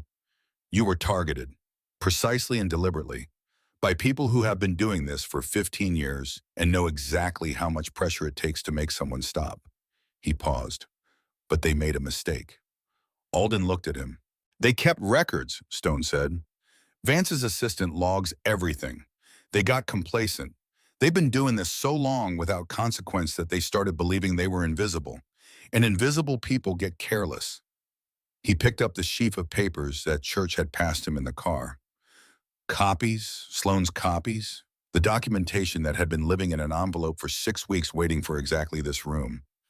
He laid them on the table in front of Alden. It's all here, 15 years, your family, Rowan Mercer's family, the Hayes, 47 other families we've been able to identify so far, the payment records, the email instructions, the calendar entries. He paused. And an eyewitness who was in the right stairwell at the right time because he was cold. Alden looked at the papers. He didn't touch them immediately. He looked at them the way you look at something you've wanted for a long time and are afraid isn't real. Afraid that if you reach for it, it will turn out to be the wrong thing after all. Carmen put her hand on his shoulder from behind. He reached up and covered her hand with his without looking away from the papers. If I file the amended complaint, he said slowly, and it goes to Washington, what happens to my family while that's moving? Because that's not fast. Federal cases are not fast. And if Vance figures out what we've done, you won't be alone, Gideon said. Alden looked at him. That's what I can tell you, Gideon said. Not as a strategy, as a fact. You will not be alone while this moves. He glanced at Stone, at Rosa, at Garrett standing in the doorway with his arms crossed and his face set. These people showed up for a stranger last night. A homeless kid they'd never met who showed up half dead at their door with somebody else's baby. They didn't have to do anything for me. They did it anyway. He paused. They'll show up for you, and for Carmen, and for your kids. Alden was quiet. The fight went out of me, he said finally, more just to himself than anyone. Carmen's hand tightened on his shoulder. Carmen kept saying it wasn't over. I kept telling her I was done, that the system was too big and too dirty, and we were too small. He looked at Gideon. And now you're sitting in my kitchen, a 17-year-old kid who walked 6 miles through a blizzard with a baby because he made a promise to someone he'd known for 4 minutes. The storm was bad, Gideon said, but I got here. Something broke open in Alden Brennan's face. Not dramatically, quietly, the way things break that had been under pressure for a long time. His eyes went bright. He pressed his mouth together. He looked at the papers. Then he reached out and picked them up. Show me where to sign, he said. What happened in the next 72 hours moved the way things move when they've been dammed up for a long time, and the dam finally breaks. Not orderly, not smooth, but with the specific unstoppable force of water finding its own level. Alden Brennan's amended complaint attached to Sloan Calloway's complete documentation package went to the federal whistleblower office in Washington on a Wednesday morning. By Thursday afternoon, 2 federal investigators flew into Billings from the regional office, not the local field office, the regional, exactly as Church had planned. By Friday morning, Clayton Vance's county office had received a document preservation notice, which was the federal equivalent of someone putting a hand very firmly on your shoulder and telling you not to move. Gideon wasn't in the room for most of it. He was in the hospital. Kate Hartwell had woken up on Wednesday. Stone got the call at 6 in the morning and was at the hospital by 6:15. And Gideon rode with him because by that point, nobody had suggested that Gideon should be anywhere other than where this story was unfolding. And Gideon had stopped waiting to be included and started simply being present, which was a different thing, and felt more honest. Cade was in the ICU, propped up, still attached to things that beeped. His color still wrong in the way that people look wrong when their body has been through something serious and is still negotiating. But his eyes were open. and they were clear. And when Stone walked through the door, Cade looked at him with an expression that had too many things in it to name all at once. Relief, guilt, the specific grief of a man who has been unconscious through a crisis that other people manage without him. Ren, he said. First word. Safe, Stone said. She's with Rosa. She's fine, Cade. She's perfect. He pulled a chair up to the bed and sat down and looked at his brother with the steady, unhurried attention of someone who has been waiting for this moment for days and is not going to rush it now that it's here. She found us. She found you, Cade said. His voice was rough, abraded. I told her the angels. I didn't know if he stopped. His jaw worked. I couldn't hold on anymore. I could feel it. I knew I was going down and she was right there and I couldn't. She wasn't alone, Stone said. Cade looked past him, at Gideon who was standing in the doorway, not sure if this was his room to be in. Come here, Cade said. The same way he'd said it in Gideon's memory of the parking lot. Direct, not optional. Gideon came to the bedside. Cade Hartwell looked at him. The way people look at things they need to fully see, without hurry, without performance, taking in the wrapped hands, the face that was young in years and not young in experience, the posture of someone who has been holding himself together by force of will for long enough that it had become structural. She was warm, Cade asked. The whole way? The whole way, Gideon said. You carried her. The whole way. Yes, sir. 6 miles. Give or take. Cade's throat moved. He looked at the ceiling for a moment. Then he looked back at Gideon and said very quietly, I owe you something I don't have words for. You don't owe me anything, Gideon said. Don't tell me what I owe, Cade said. And there was a warmth in the roughness of it. Something that was almost a laugh. I get to decide what I owe. He paused. Stone told me about Vance, about your mother, about the stairwell. He paused again. About all of it. We filed the amended complaint yesterday, Gideon said. Alden Brennan signed everything. Federal investigators are already moving. Cade closed his eyes, kept them closed for a moment. When he opened them, they were bright in a way that had nothing to do with fever. Sloan, he said. She's safe, Stone said. She's staying with Rosa. She's been deposed once already. She held on, Cade said. All that time, she held on. She did, Stone said. Cade looked at Gideon again. Your mother, he said. Where is she? Still at the shelter on 5th, Gideon said. I haven't told her any of this yet. I didn't want to tell her something was happening until I knew something was actually happening. Something is actually happening, Cade said. Yeah, Gideon said. I know. Go tell her, Cade said. Right now, get up and go tell her. He said it with the specific, direct authority of a man who knows what it is to have someone wait too long to hear good news. She's been sitting in that shelter, not knowing where any of this is going. Go tell her. Gideon looked at Stone. Stone tilted his head toward the door. Go. Gideon went. He took a cab because Stone pressed $40 into his hand before he left and told him not to argue. And he didn't argue. He rode across the city and paid the driver and walked through the shelter's front door and found his mother in the common room, sitting by the window with a book she wasn't reading, her hands still on the pages, her eyes on the middle distance. She saw him the moment he came through the door. She was out of her chair before he reached her. She held him at arm's length for 1 second, looking at his wrapped hands, at his face, at the specific exhaustion and something else that was visible in him, and he watched her try to read all of it at once and not be able to. What happened to your hands, she said. I'm fine, he said. Gideon, Mom. He put his hands on her shoulders. Sit down. I need to tell you something. He waited until she sat, pulled a chair up directly in front of her, took both her hands in his wrapped ones. I need to tell you what happened to the wait list, what actually happened, because it wasn't a mistake. He paused. But it's being fixed right now. It's being fixed. And I need you to hear how, because it's a long story, and some of it is going to be hard to hear. And some of it is his voice did the thing. It did the unauthorized thing, the thing from below. He stopped, steadied. Some of it's pretty good, actually. She looked at him, at his hands, at his face. You're okay, she asked. Just that. Yeah, Mom, he said. I'm okay. She squeezed his hands. Then tell me. So he told her. All of it. From the parking lot to the storm, to Wren and the Angels, to the stairwell, and Vance and Sloan Calloway, and Alden Brennan, and the federal complaint moving in Washington right now. Today, this morning, while they sat here in a shelter common room with bad lighting and plastic chairs. He told it the way he'd been telling pieces of it all week. Flat, honest, in order.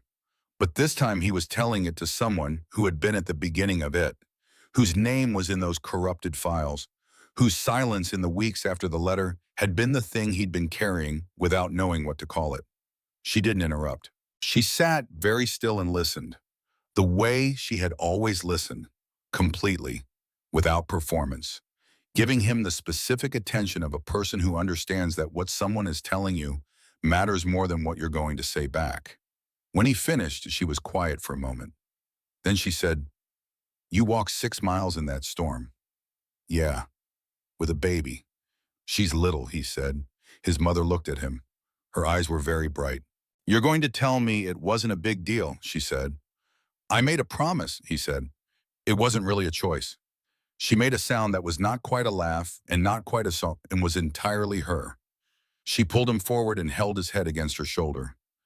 The way she had when he was small, when the world was less complicated and the problems were the size that mothers can fix.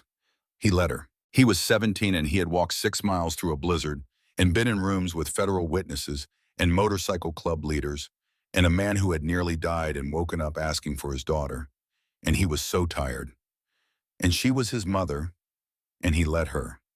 "It's going to take time," he said into her shoulder.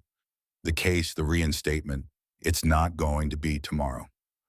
"I know," she said, "but it's moving. It's actually moving." "I know," she said again. Her hand was on the back of his head. "We're okay. You hear me? We're okay." 6 weeks later, Clayton Vance resigned from the county commissioner's office, citing personal reasons. The resignation came 24 hours after federal investigators executed a document preservation order that extended to his personal financial records. His office issued a statement. Nobody believed the statement. Nobody was supposed to. Alden Brennan's professional certification was reinstated by the state licensing board following a formal review that found the original revocation had been based on fabricated documentation. The finding was made public. The board issued an apology. Alden read it twice and then set it on the table and was quiet for a while. And Carmen put her hand on his shoulder, and they sat together in their kitchen with the papers laid out in front of them and let themselves feel finally what they had not allowed themselves to feel for 18 months. Sloan Calloway was placed under formal federal witness protection during the investigation. She didn't need it for as long as she expected. Vance's network, it turned out, was less loyal than it was self-interested. And when the weight started shifting, people started talking. With a speed that surprised even the investigators. The 47 families identified in Sloan's documentation were formally notified of the investigation. The process of reinstating their housing priority status began. Slower than anyone wanted, faster than anyone expected, which is roughly how justice moves when it finally decides to move. Evelyn Hayes received her reinstatement letter on a Friday morning. She read it standing in the shelter common room, in the bad lighting, with the plastic chairs, and she did not fold it precisely and set it on the table. She held it with both hands for a long time, and then she sat down on the floor right where she was, and she pressed it to her chest, and she cried. The specific released crying of someone who has been holding something too heavy for too long and has finally been allowed to put it down. Gideon was not there for that moment. He was at the hospital. Cade Hartwell was being discharged. He came through the hospital exit with Stone on one side and Garrett on the other, walking with the careful deliberateness of a man whose body had been through something real and was still negotiating the terms of normalcy. He looked better than he had the first time Gideon had seen him. He looked actually like the man Wren had described. Big, present, the kind of man who fills a room with his particular quality of being in it. Wren was outside waiting. Rosa had brought her, and she was standing on the sidewalk in a red jacket. And the moment the door opened and she saw her father, something happened in her small face. Something so complete and so simple that it required no description. Only witness. Cade went to one knee on the sidewalk, without hesitation, without caring about his knees or his recovery or the cold. and she ran the last 4 steps and hit him with everything she had. He wrapped both arms around her and pressed his face into her hair and held on, and the rest of the world continued happening around them.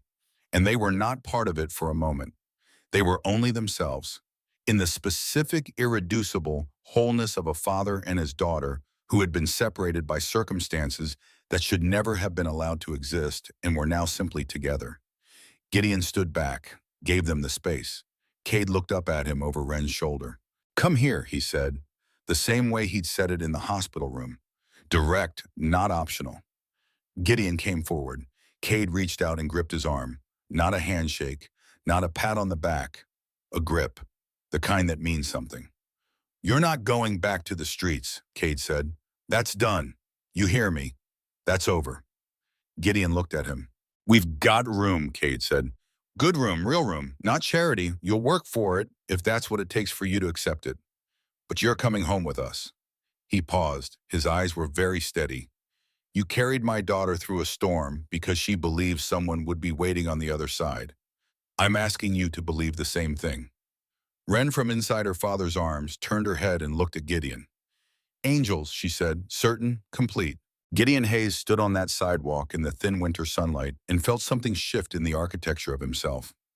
Something that had been braced and guarded and held carefully in place for months, maybe longer.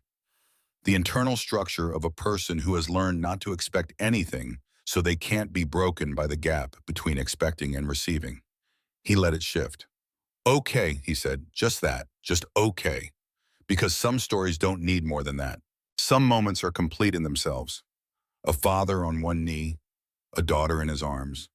A boy on the sidewalk who walked through the worst night of his life on a 2-year-old's faith and came out the other side into something he hadn't known to hope for. The broken system didn't fix itself overnight. The investigation ran for 14 months, produced 11 federal indictments, and returned names and standing to 47 families who had been erased from records that were supposed to protect them. It was slow. It was imperfect. It was the kind of justice that looks less like triumph and more like restoration.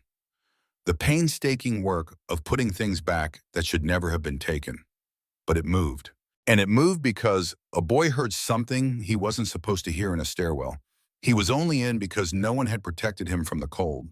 And instead of staying invisible, he walked into a storm and made a promise he had no business being able to keep. And kept it. That was the thing nobody could legislate or manufacture or replicate by design. Not the documentation. Not the federal case number. Not the investigators in their good suits flying in from the regional office. The thing that started it, the irreducible, inexplicable thing that started all of it, was a boy who heard a child crying and turned around. Everything else was just what happened because of that. The trial came 14 months after Alden Brennan's amended complaint landed on a desk in Washington. 14 months of depositions and document reviews and the specific grinding patience of a federal investigation that knows it only gets one shot and cannot afford to miss. Clayton Vance was charged with 11 counts: federal fraud, conspiracy, racketeering, the laundering of federal housing funds through a network of developers who kicked money back into campaigns and private accounts with the practiced efficiency of people who had been doing it long enough to believe they'd never be caught. The trial lasted 3 months. Gideon testified twice. The first time had been in the preliminary hearings, a closed room, just him and the attorneys and a court reporter whose fingers moved across the keys with the mechanical precision of someone who had heard worse and would hear worse again. That one had been straightforward. What did you hear? When did you hear it? Where were you? Why were you there? He'd answered clearly, calmly, the way Stone had told him to answer. Just tell the truth. Don't add. Don't subtract. Don't interpret. They'll try to make you do all three. Don't. He hadn't. And the preliminary hearing had bound Vance over for trial. The second time had been different. The courtroom was full, press in the back rows, the 47 families scattered throughout the gallery, Stone and the MC sitting together on the left side, arms crossed, faces set. Evelyn in the third row, hands folded in her lap, watching her son with the specific attention of a mother who has learned that the world does not always protect the people she loves and has decided that her attention will have to be enough. Cade was there too, Wren on his lap. She was 3 now, and she'd been told to be quiet, and she was being quiet in the way 3-year-olds are quiet, which is to say she was whispering questions every 45 seconds, and Cade was whispering answers back, with the patience of a man who has learned that fatherhood is mostly about answering the same question 17 different ways until it finally makes sense. Gideon had been sworn in, had taken the witness stand, had looked out at the room and found Evelyn's face and held onto it like an anchor. The prosecutor had walked him through it first. Gentle, building the foundation. Where were you on the night of November 14th? In the stairwell of the county building on Mercer Street. Why were you there? I was homeless. I was cold. The building was warm. What did you hear? 2 men talking. About a housing wait list. About families being removed. About something called clerical corrections. Did you recognize either voice? No. Did you hear any names? Yes. The Brennan family, and a name. Vance, County Commissioner Clayton Vance. What exactly did they say about Commissioner Vance? They said he was covered, that he's always covered, that the audit trail runs clean. And you remembered this conversation 3 weeks later when you were asked about it. Yes. Why? Gideon had looked at the prosecutor, then at the jury. Because when you're homeless, you learn to pay attention, he had said. You learn to remember faces and voices and who's safe and who isn't. You learn to remember everything because your life depends on it. The prosecutor had nodded, had walked him through the rest. The hospital, Wren, the blizzard, the MC. The moment he'd realized that the name he'd heard in the stairwell was the same name these men were using in connection with corruption and buried files and families disappeared from lists. Then the prosecutor had sat down, and Vance's lead attorney had stood up. His name was Thornton, mid-50s, expensive suit, the kind of lawyer who made his living making uncomfortable truths disappear. He'd waited until the prosecutor rested. Then he'd stood up and looked at Gideon with the particular smile of a man who believes he's about to dismantle a witness who doesn't know what's coming. Mr. Hayes, Thornton had said, you were homeless when you claimed to have overheard this conversation. Is that correct? I was homeless, Gideon had said. I don't claim to have overheard it. I did overhear it. Forgive me, you did overhear it. Thornton had walked closer to the witness stand. Tell me, Mr. Hayes, when you're homeless, living on the streets, for what was it, 11 days do you eat regularly? No. Do you sleep well? No. Would you say your mental state during that time was stable? The prosecutor had objected. The judge had sustained it, but Thornton had smiled like the objection had proven his point.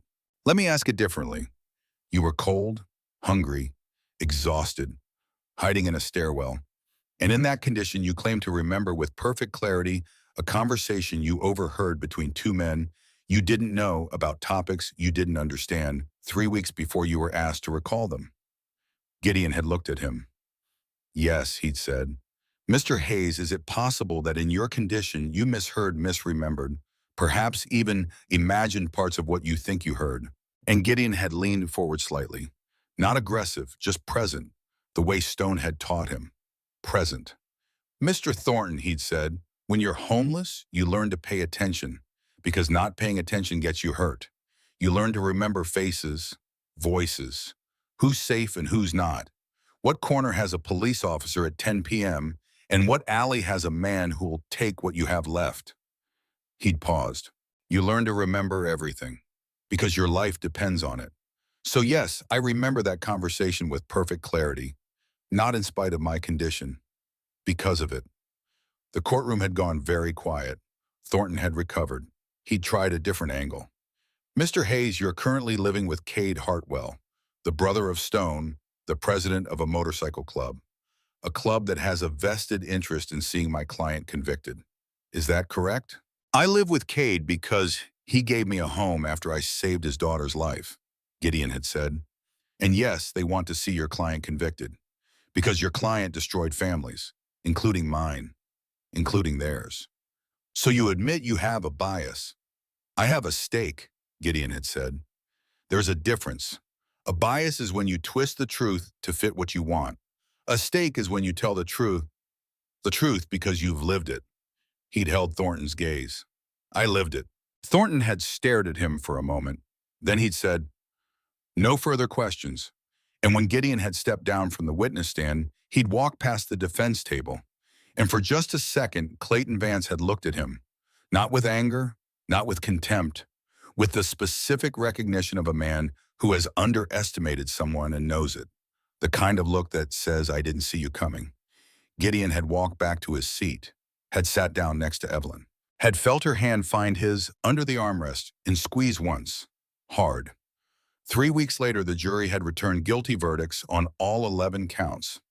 Clayton Vance was sentenced to 25 years in federal prison.